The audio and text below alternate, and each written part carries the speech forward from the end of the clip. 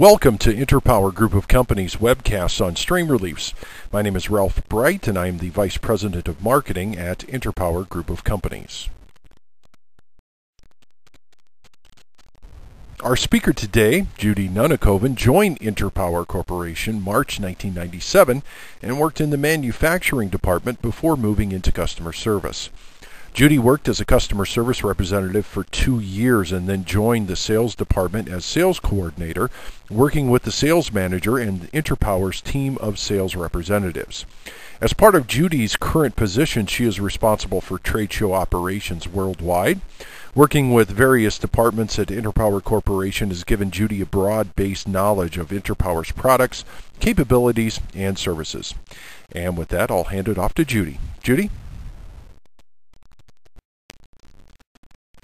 Thank you, Ralph. Strain reliefs, also known as cable glands, provide protection to the wires and cables from stress and damage as they run through the panel of the equipment. A strain relief does not relieve strain on a cable as it exits the equipment, but it relieves the strain on the electrical connection and circuitry inside the equipment. Often when a power cord is used, the electrical connection inside the equipment is made to a terminal block, solder connections, or a connection with termination. A strain relief can be used to eliminate any tug or pull on the power cords that could cause the wires to become disconnected, resulting in an injury or accident or the failure of your equipment.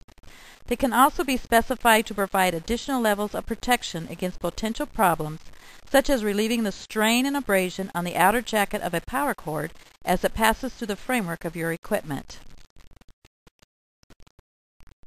In choosing the correct strain relief for your application, you should consider these important issues: the method of attachment to the cord, the material of the strain relief, the method of mounting the strain relief to the framework, specialized body styles, cable or wire size, and lastly, thread type. Let's take a look at these different points.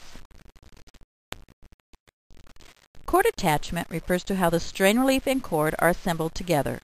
Many strain reliefs slide on over the cord and are then tightened down onto the jacket. This type of strain relief typically includes gland materials and O-rings that provide a liquid-tight seal around the cable and panel where they are mounted. This liquid-tight seal can give the seal an IP68 rating. An IP68 rating is considered dust-tight and protected against continuous submersion.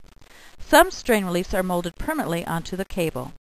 Molded strain reliefs bond to the cable in order to hold the cable in place and seal the cable strain relief junction. However, these strain reliefs are designed to snap into holes in the chassis and may not adequately seal against liquids.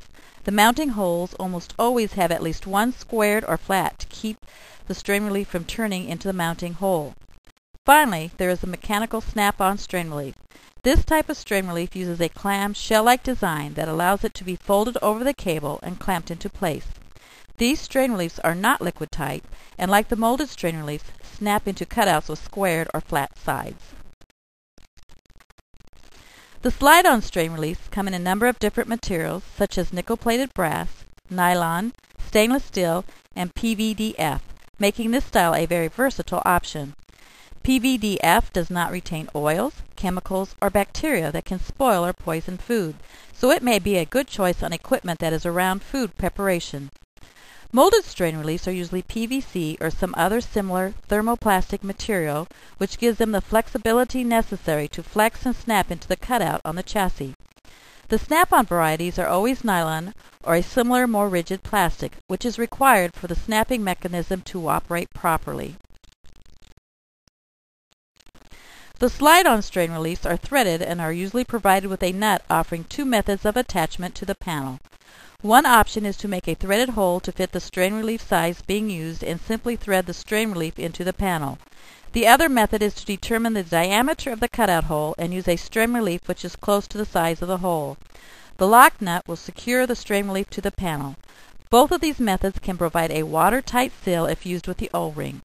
In contrast, mounting of both the molded versions and the mechanical snap-on versions is done by the use of a cut-out mounting hole in the panel and snapping the strain relief into place.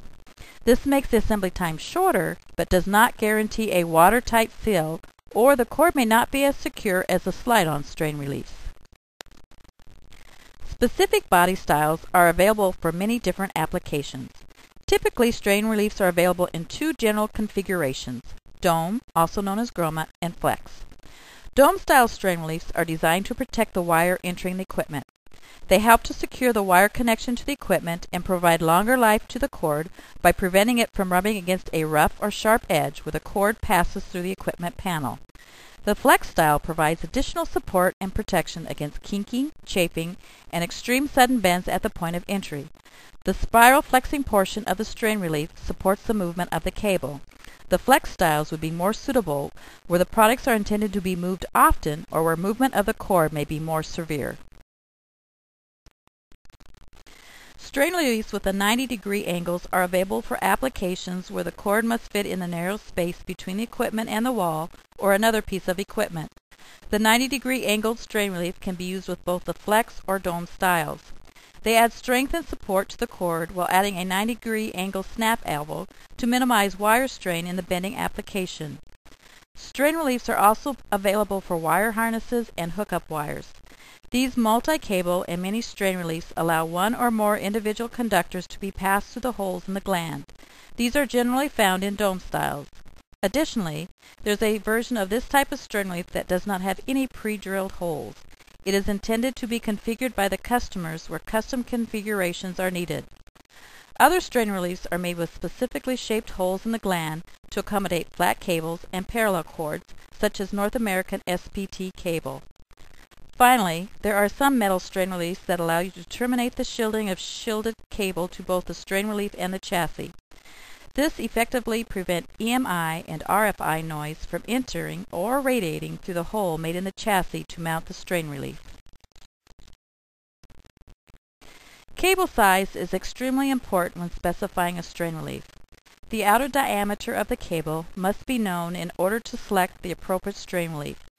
Every strain relief has a specification of either a specific outer cable diameter size or a range of cable outer diameters it will fit.